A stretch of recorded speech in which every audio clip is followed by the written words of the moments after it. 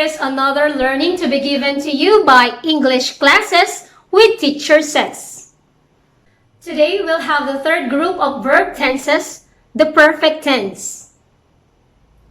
They say there's no such thing as perfect, but in verb there is perfect, and that is perfect tense. So what's the difference of perfect tense verb from the two previous tenses that we had already discussed? Let's find out. Perfect tense verbs show completed or perfected action. Perfect tense has three forms: the present perfect, past perfect, and the future perfect. Present perfect. These are verbs that are used to express an event that happened in the past that has present consequences. We use present perfect to describe an action that is being repeated between the past and present. Example, we have gone to the beach many times. We also use present perfect to describe an action that started in the past and still continuing in the future. Example, I have lived in the United States since 1990. Use present perfect to describe an action that has not yet been finished. Example, it has rained a lot this month. Use present perfect to describe an action that was completed in the recent past. Example, I have just finished my internship at the museum. Lastly, use present perfect to describe an action when time was not an important aspect. Example, she has lost her wedding ring. How to form present perfect tense? Use this formula. Has or have plus the past participle of the verb. Examples, she has submitted her project. We have submitted our projects. Take note, the past tense of the verb is different from its past participle, especially with irregular verbs. Take a look on this table. Play, simple past, played. Past participle, played. Decide, simple past, decided. Past participle, decided. Call, simple past, called. Past participle, called. Sing, simple past, sang. Past participle, song. Read, simple past, read. Past participle, read.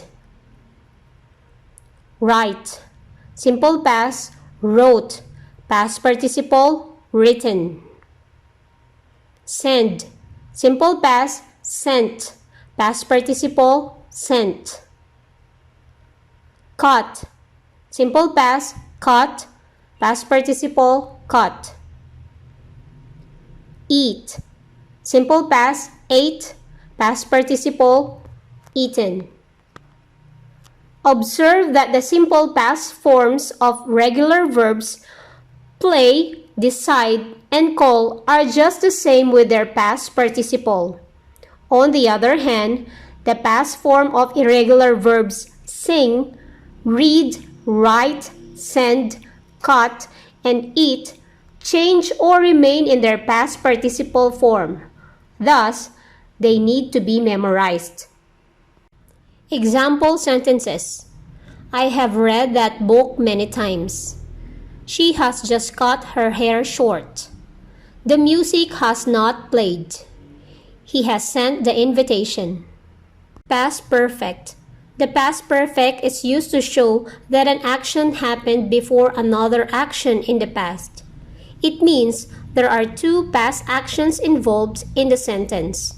The first action occurred will be in the past perfect, while the second one will be in simple past tense.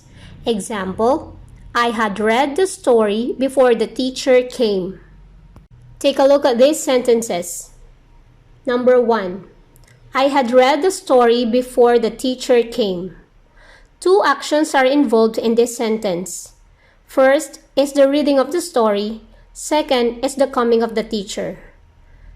Since reading of the story is the first action happened, it will get the past perfect form of the verb, while the second action, the coming of the teacher, will get the simple past form of the verb. Sentence number 2. Tim wrote a letter after he had received the mail. Two actions again are involved in this sentence.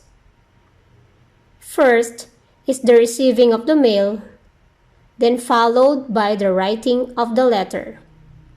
Since the receiving of the mail is the first action happened, it will get the past perfect form of the verb, while the second action, the writing of the letter, will be in its simple past form.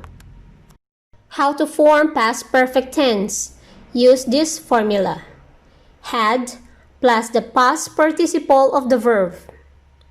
Examples: she had baked the cake before she went to the party. The visitors came after they had prepared the food.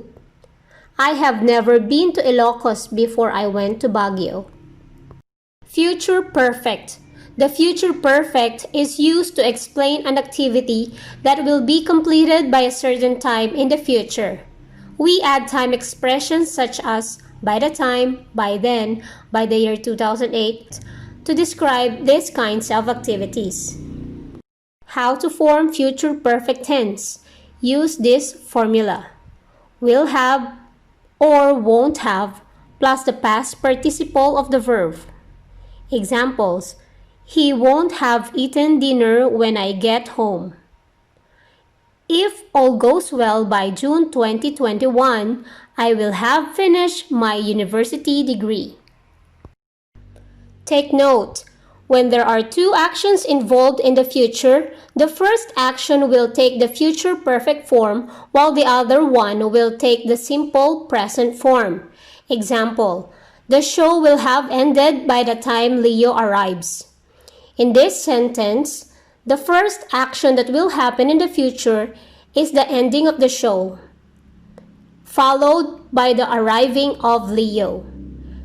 That concludes our lesson on perfect tense. If you have some questions, write them in the comments box below. Don't forget to click subscribe. Thank you for watching. Class dismissed.